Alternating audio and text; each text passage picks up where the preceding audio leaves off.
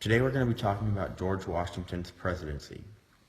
The Electoral College unanimously elected Washington as the first president of the United States in 1789 and again in 1792. He remains the only president to achieve the totality of the electoral votes. John Adams received the next highest vote total and was elected vice president. Washington was inaugurated on April 30th, 1789, taking the first presidential oath of office on the balcony of the Federal Hall in New York City. The oath follows was administered by Chancellor Robert R. Livingston. I do solemnly swear that I will faithfully execute the office of President of the United States. The first United States Congress voted to pay Washington a salary of $25,000 a year, a large sum in 1789. Valued at about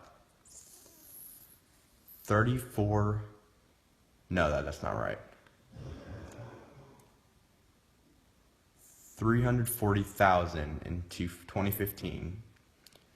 Washington faced financial troubles then, yet he initially declined the salary.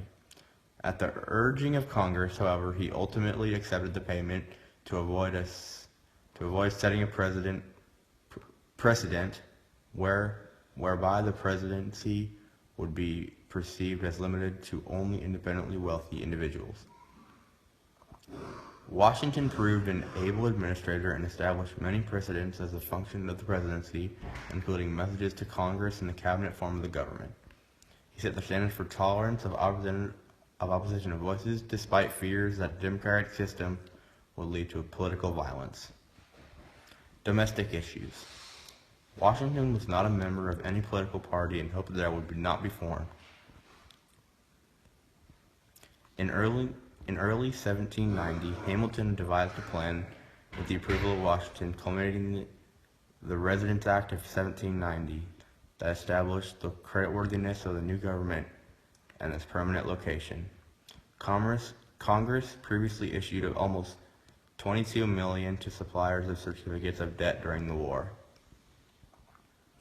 The national debt increased as a result of Hamilton's service as Secretary of State of the Treasury, but the nation established its good credit. Alexander Hamilton's plan to pay off all state debts included assuming all debts under a national bank. Thomas Jefferson, however, opposed this because he thought this idea was unconstitutional, because the Constitution does not specify the right to establish a national bank. Congress wanted to raise money to pay off all these debts by taxing whiskey. Many farmers in Massachusetts resented this very much and decided to rebel against the state. Washington led 7,000 troops to put this down. All were charged with treason, but all were pardoned later.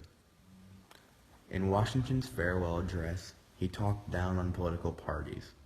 He thought that they would divide the nation and make us less likely to be able to respond to foreign threats.